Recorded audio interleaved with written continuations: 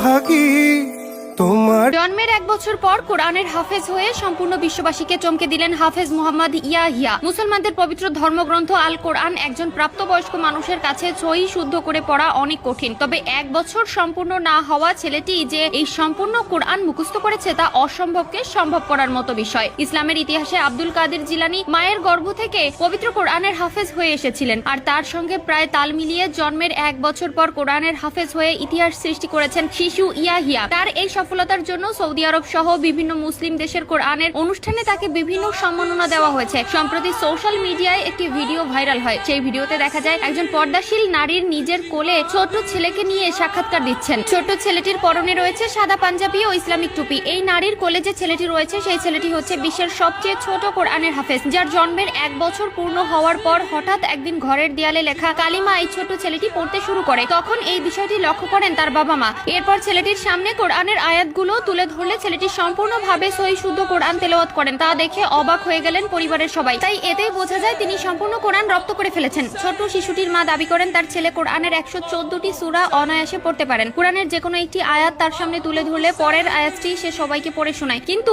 আজব করার বিষয় হলো তিনি তার ছেলেকে কোরআনের শিক্ষা দেননি। সকলে মনে করেন আল্লাহ তাদের মায়ার নজরে দেখেই এই উপহারটুকু দিয়েছেন। শিশু ইয়াহিয়ার মা বলেছেন, আমি গর্ভ অবস্থায় সবসময় কোরআন তেলাওয়াত করতাম এবং আল্লাহর কাছে চাইতাম আল্লাহ যেন আমাকে একটি নেককার সন্তান দান করেন। তিনি বলেছেন, আল্লাহ আমার দোয়া কবুল করেছেন, তাই এরকম একটি সন্তান আল্লাহ আমাকে দান করেছেন। আমি আল্লাহর কাছে লাখ লাখ শুকরিয়া আদায় করি। সবশেষে বিশ্ববাসীর উদ্দেশ্যে তিনি বলেন, নিজের সন্তানদের সঠিকভাবে আল্লাহর পথে চলার নির্দেশনা দিন। ইসলামিক যে নিয়ম ও বিধিবিধান রয়েছে সেগুলো মেনে চলার উপদেশ দিন। এরপর তিনি নিজের সন্তানের জন্য বিশ্ববাসীর কাছে দোয়া চেয়েছেন। চলুন এবার জেনে আসি আরো কয়েকজন হাফেজের কথা। বাংলাদেশের ফেনীতে মাত্র 4 মাস 25 দিনে কোরআন মুখস্থ করে তাক লাগিয়ে দিয়েছেন আব্দুল্লাহ বিন আফসারি নামের 9 বছর বয়সী এক শিক্ষার্থী। সবাই তাকে আলিফ নামে ডাকে। আলিফ ফেনীর দাগন ভুইয়া উপজেলার মাতফ ভুইয়া ইউনিয়নের একটি বিশিষ্ট মাদ্রাসার শিক্ষার্থী। কোনো অংশে ইসলামের দিক দিয়ে আমাদের দেশ পিছিয়ে নেই। অনেক ছোট্ট হাফেজরা বিশ্ব জয় করে ফিরেছেন বাংলাদেশে। তাদের মধ্যে একজন হলো হাফেজ মুশফিকুর রহমান। এবার কাতারের এক টিভি চ্যানেলে আন্তর্জাতিক পবিত্র কোরআন প্রতিযোগিতায় প্রথম স্থান অর্জন করে বিশ্ব জয় করলেন কক্সবাজারের হাফেজ মুশফিকুর রহমান, যার ফলে পবিত্র কোরআনের মাধ্যমে বিশ্ব দরবারে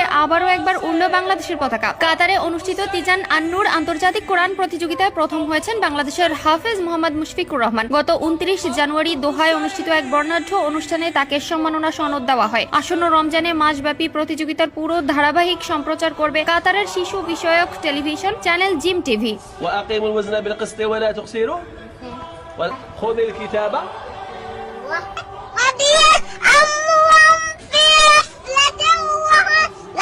رحمة ربك عبده